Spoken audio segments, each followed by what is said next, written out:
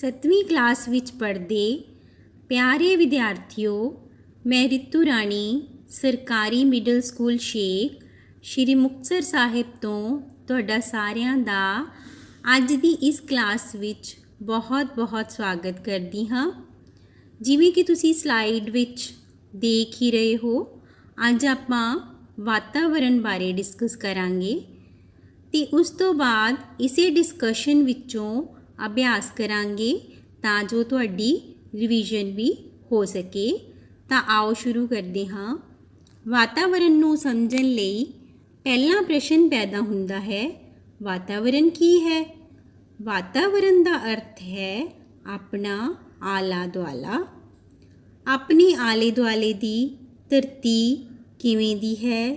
ਕੀ ਇਹ ਪਰਬਤ ਹਨ, ਪਠਾਰ ਹਨ, ਮੈਦਾਨ ਹਨ, ਜਾਂ ਆਪਾਂ ਸਮੁੰਦਰੀ ਇਲਾਕੇ ਵਿੱਚ ਰਹਿੰਦੇ ਹਾਂ?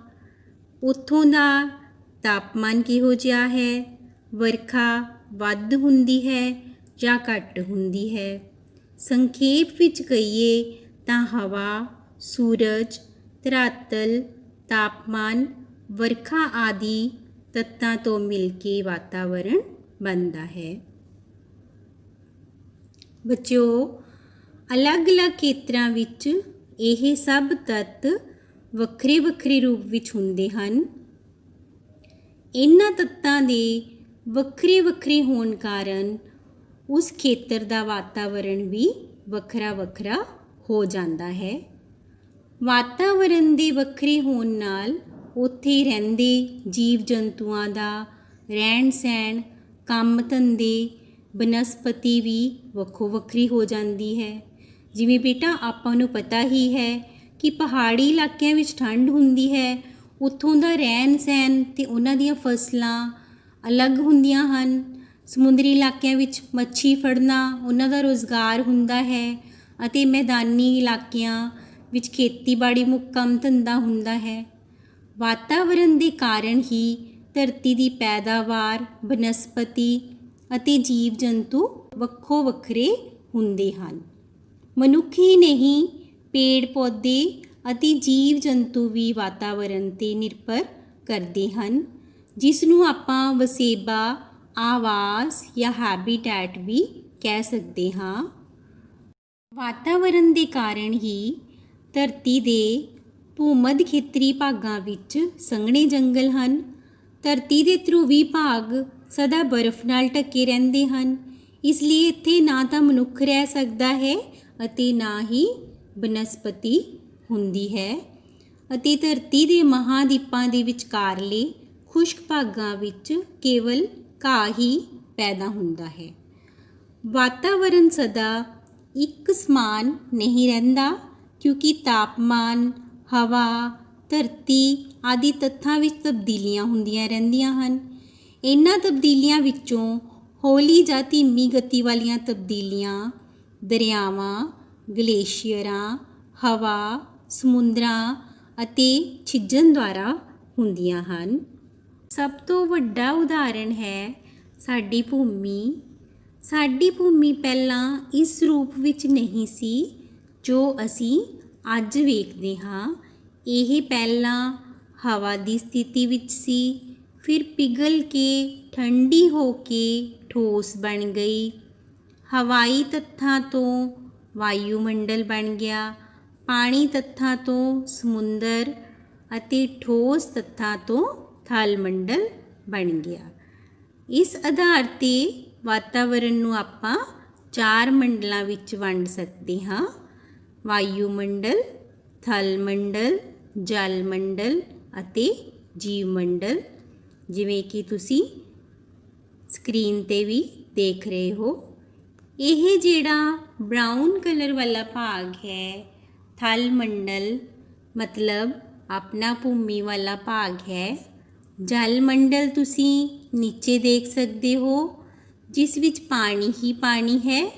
ਇਸ ਤੋਂ ਬਾਅਦ ਜੈਵ ਮੰਡਲ, ਜਿਸ ਵਿੱਚ ਪੇੜ ਪੌਦੇ ਅਤੇ ਜੀਵ ਜੰਤੂ ਰਹਿੰਦੇ ਹਨ। ਸਾਡਾ ਵਾਯੂਮੰਡਲ, ਜਿਸ ਵਿੱਚ ਸਾਰੀਆਂ ਗੈਸਾਂ ਦਾ ਮਿਸ਼ਰਣ ਹੁੰਦਾ ਹੈ। ਤੁਸੀਂ ਉੱਪਰ ਹਵਾ ਦੇ ਰੂਪ ਵਿੱਚ ਦੇਖ ਸਕਦੇ ਹੋ। ਹੁਣ ਆਪਾਂ ਅੱਗੇ ਇਹਨਾਂ ਬਾਰੇ ਗੱਲ ਕਰਦੇ ਹਾਂ। ਸਭ ਤੋਂ ਪਹਿਲਾਂ ਵਾਯੂਮੰਡਲ।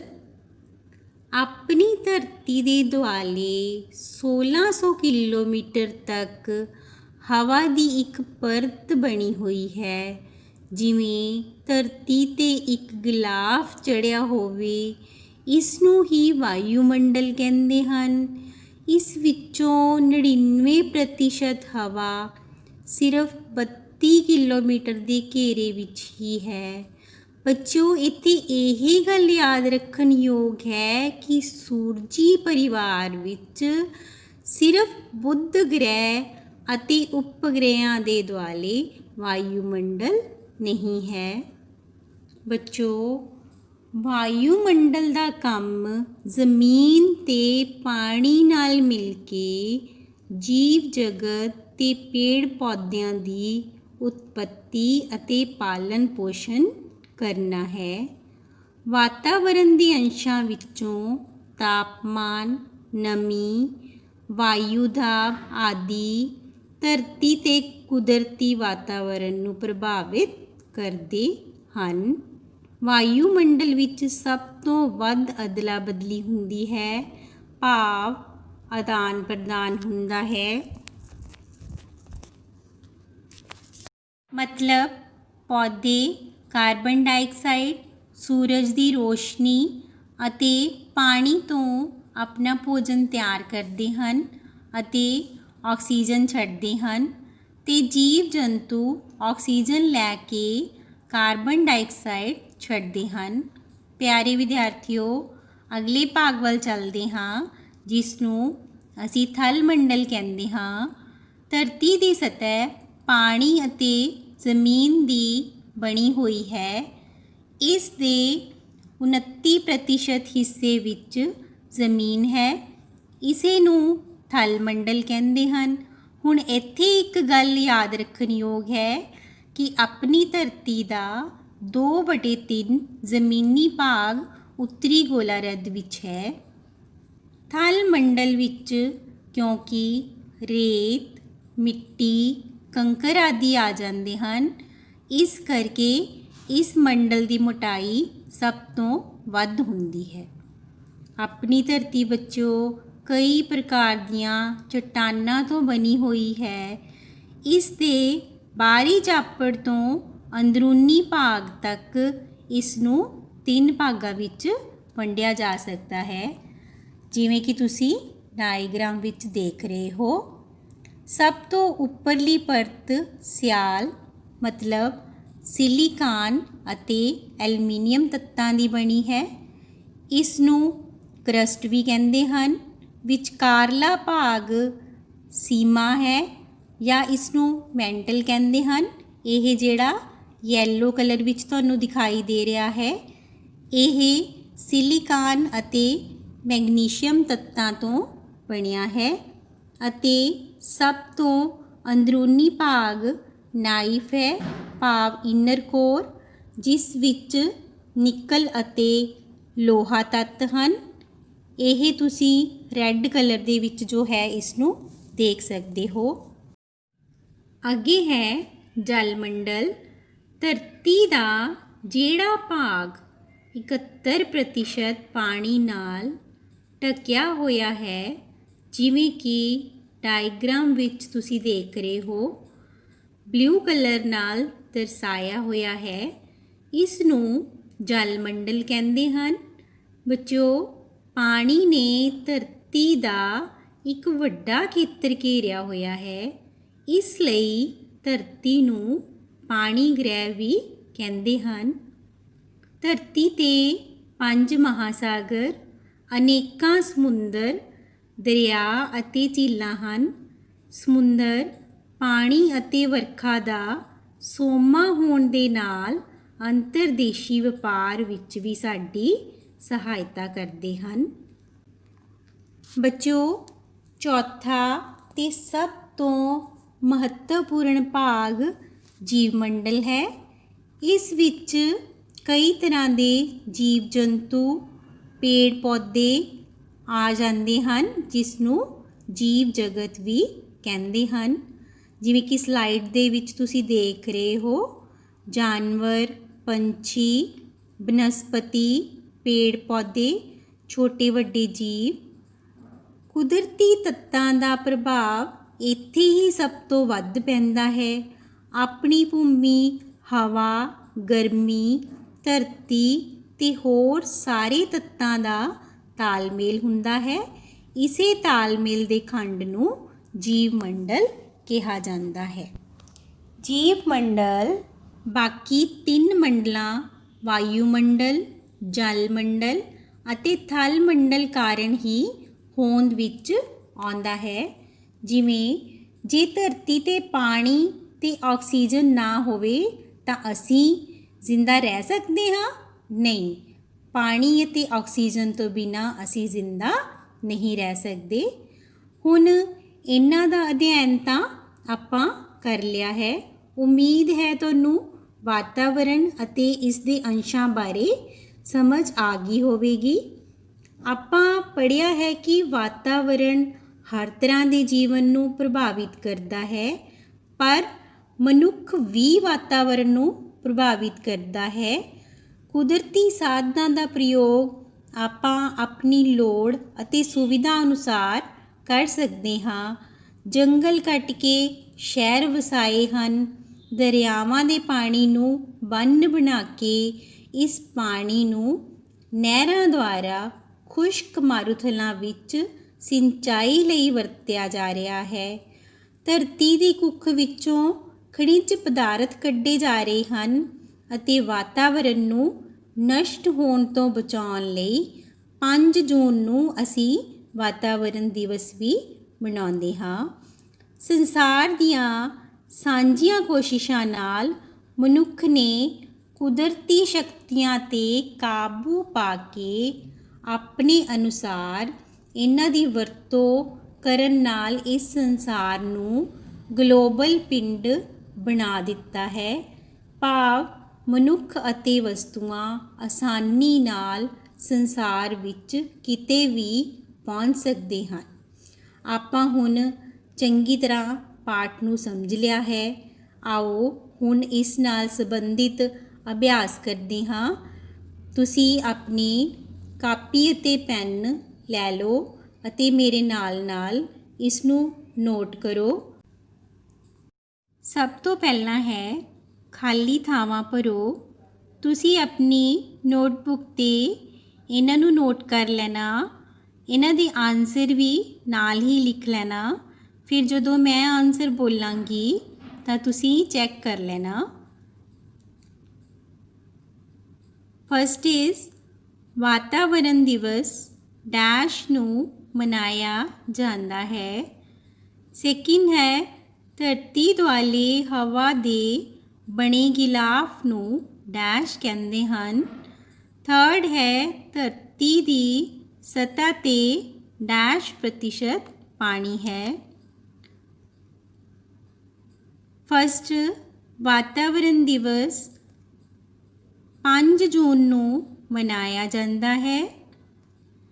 ਨੈਕਸਟ ਹੈ ਧਰਤੀ ਦੁਆਲੇ ਹਵਾ ਦੇ ਬਣੇ ਗਿਲਾਫ ਨੂੰ ਵਾਯੂਮੰਡਲ ਕਹਿੰਦੇ ਹਨ। ਥਰਡ ਹੈ ਧਰਤੀ ਦੀ ਸਤ੍ਹਾ 'ਤੇ 71% ਪਾਣੀ ਹੈ। ਉਮੀਦ ਹੈ ਤੁਸੀਂ ਸਾਰਿਆਂ ਨੇ ਠੀਕ ਲਿਖਿਆ ਹੋਏਗਾ। ਅੱਗੇ ਹੈ ਮਿਲਾਨ ਕਰੋ। ਜੀਵ ਮੰਡਲ, ਵਾਯੂਮੰਡਲ, ਗਲੋਬਲ ਪਿੰਡ, ਥਲ ਮੰਡਲ। ਆੜੇ ਭਾਗ ਵਿੱਚ ਹੈ ਨਾਈਫ, ਸੰਸਾਰ, ਹਵਾ ਦਾ ਗਿਲਾਫ, ਜੀਵ ਜੰਤੂ। ਤੁਸੀਂ ਇਹਨਾਂ ਦਾ ਮਿਲਾਨ ਕਰੋ। ਫਸਟ ਹੈ ਜੀਵ ਮੰਡਲ, ਜੀਵ ਜੰਤੂ। ਵਾਯੂਮੰਡਲ ਆਪਾਂ ਨੂੰ ਪਤਾ ਹੈ ਹਵਾ ਦਾ ਗਿਲਾਫ। ਗਲੋਬਲ ਪਿੰਡ ਸੰਸਾਰ ਨੂੰ ਕਿਹਾ ਜਾਣ ਲੱਗਿਆ ਹੈ। ਥਲ ਮੰਡਲ ਨਾਈਫ। ਸਹੀ ਗਲਤ ਦੱਸੋ।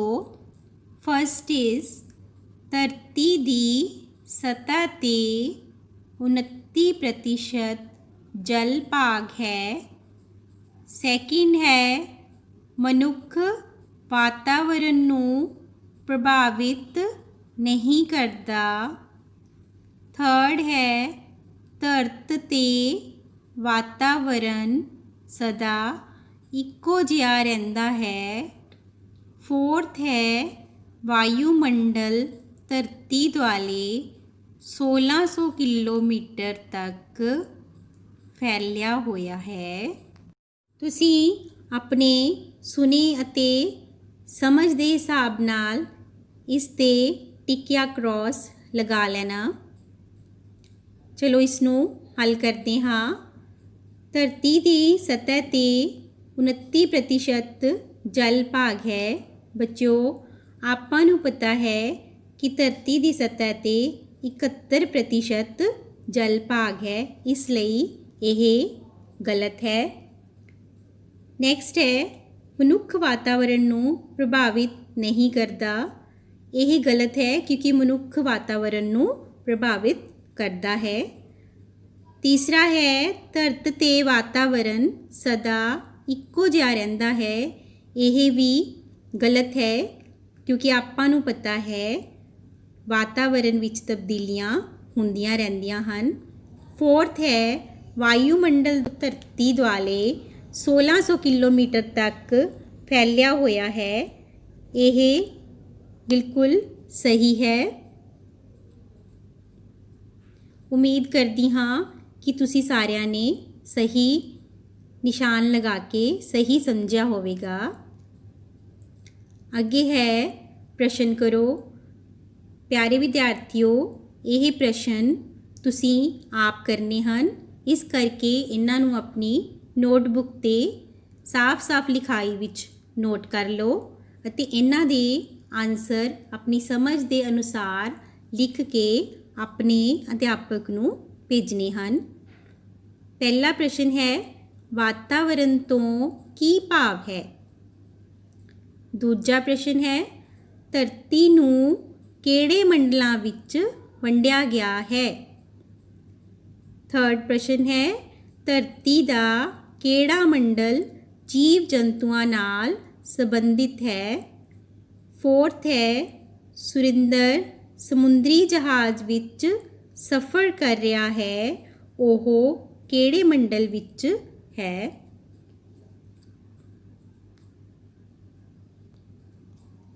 अगे चलते हाँ। इस विच आपां नू तीन ऑप्शनस दित्तियां होईयां ने, जिहदे विचों एक ऑप्शन अलग है ते बाकी दो ऑप्शन इक्को ही कैटेगरी दियां हन। फर्स्ट है सीमा, नाइफ, चट्टान।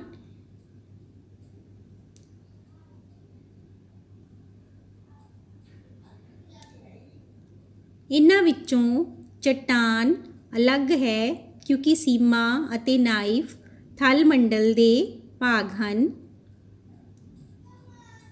सैकेंड नंबर ते जल मंडल, थल मंडल, लोहा।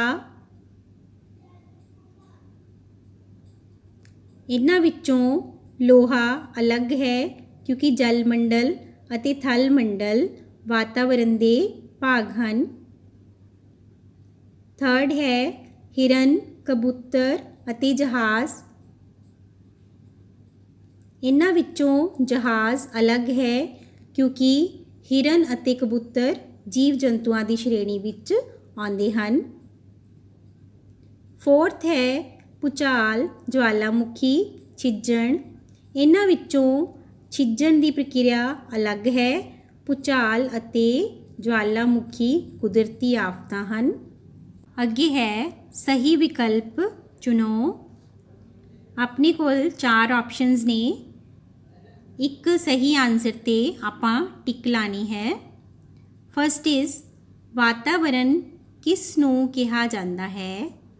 खाण पीण, रहन सहन, आला दुआला, सभ्याचार। हाँ जी बच्चे, उम्मीद है कि तुसी कर लिया होना है।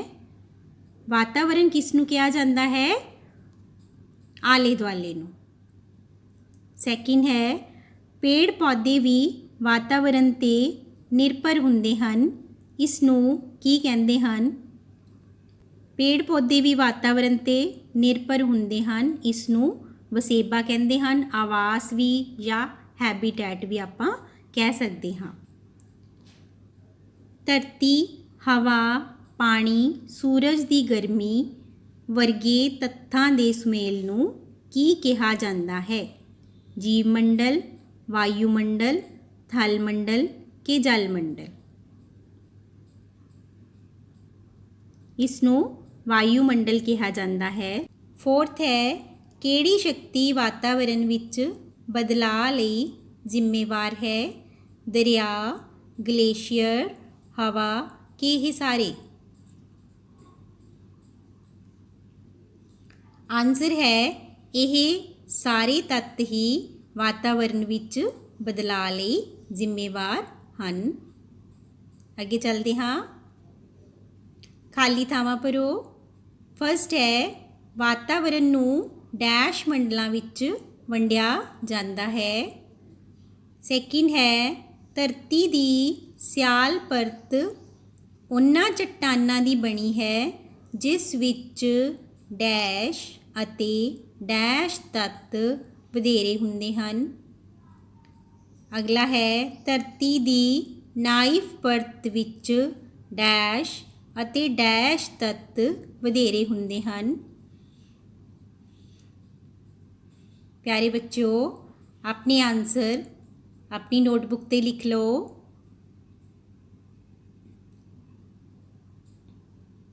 ਹਾਂਜੀ, ਆਨਸਰ ਕਰਦੇ ਹਾਂ। ਫਸਟ ਹੈ, ਵਾਤਾਵਰਣ ਨੂੰ 4 ਮੰਡਲਾਂ ਵਿੱਚ ਵੰਡਿਆ ਜਾਂਦਾ ਹੈ। ਧਰਤੀ ਦੀ ਸਿਆਲ ਪਰਤ ਉਹਨਾਂ ਚੱਟਾਨਾਂ ਦੀ ਬਣੀ ਹੈ ਜਿਸ ਵਿੱਚ ਸਿਲੀਕਾਨ ਅਤੇ ਐਲੂਮੀਨੀਅਮ ਤੱਤ ਵਧੇਰੇ ਹੁੰਦੇ ਹਨ। ਨੈਕਸਟ ਹੈ, ਧਰਤੀ ਦੀ ਨਾਈਫ ਪਰਤ ਵਿੱਚ ਨਿਕਲ ਅਤੇ ਲੋਹਾ ਤੱਤ ਵਧੇਰੇ ਹੁੰਦੇ ਹਨ।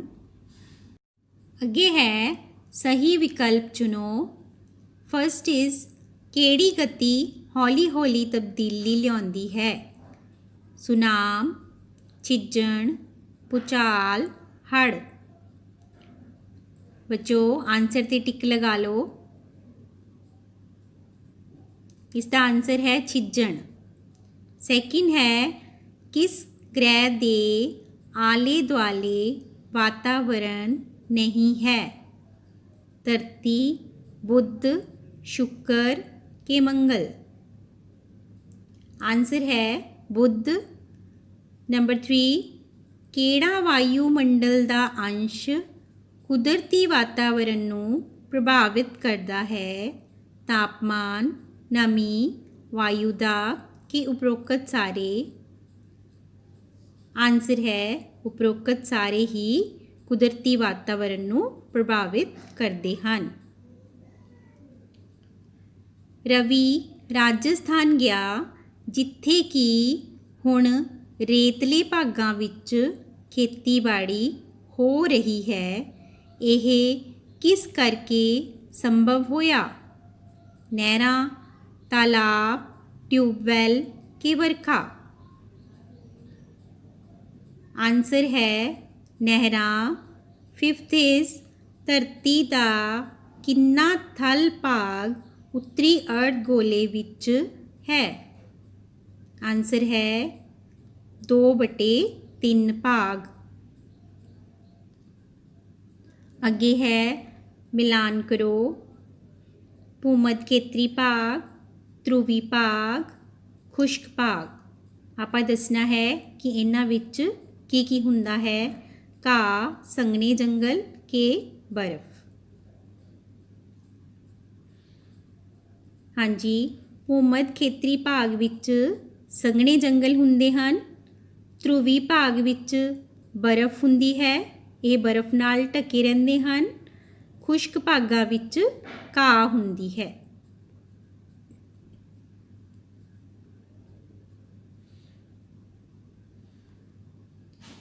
ਅੱਗੇ ਫਿਰ ਸਹੀ ਵਿਕਲਪ ਚੁਣੋ। ਧਰਤੀ ਨੂੰ ਕਿਸ ਗ੍ਰਹਿ ਦੇ ਨਾਮ ਨਾਲ ਵੀ ਜਾਣਿਆ ਜਾਂਦਾ ਹੈ? ਹਵਾ ਗ੍ਰਹਿ, ਪਾਣੀ ਗ੍ਰਹਿ, ਵੱਡਾ ਗ੍ਰਹਿ, ਮੱਧ ਗ੍ਰਹਿ? ਆਨਸਰ ਹੈ ਪਾਣੀ ਗ੍ਰਹਿ। ਸੈਕਿੰਡ ਇਜ਼, ਧਰਤੀ ਉੱਤੇ ਕਿੰਨੇ ਮਹਾਸਾਗਰ ਹਨ? 2 5 7 10। आंसर है 5। थर्ड इज़ जीव मंडल किहड़े मंडलों करके होंद विच आउंदा है? जल मंडल, थल मंडल, वायुमंडल, यह सारे। आंसर है यह सारे। हाँ जी बच्चों, हुण एक तस्वीर तुहाडी स्क्रीन ते है। तुसी ये देख के अपनी नोटबुक ते लिखना है कि मनुख वातावरण नूं किवें प्रभावित कर रहा है ते इस दे की सिੱਟੇ निकल सकते हैं। तुसी इस तस्वीर नूं देख के सोचना है अते जो आपां डिस्कस किया है उस दे हिसाब नाल इसका आंसर लिख के अपने अध्यापक नूं भेजना है।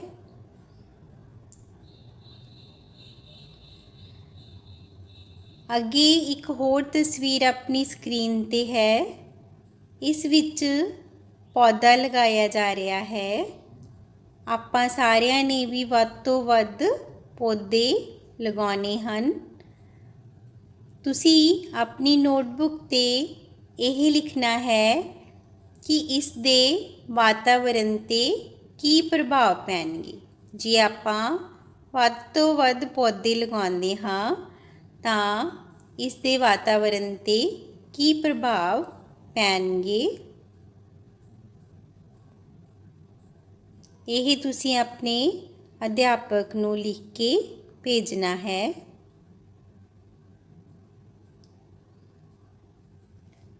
अगे कुछ होर एक्टिविटीज़ ने तुसी अपनी नोटबुक ते करनियां ने ते अपने अध्यापक नाल डिस्कस करनियां हन।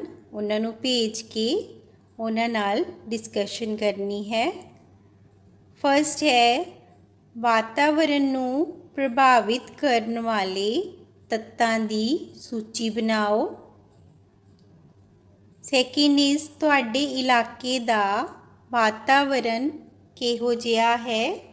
इस विच पाए जाण वाले जीव जंतुआं दरख्तां दी सूची बनाओ।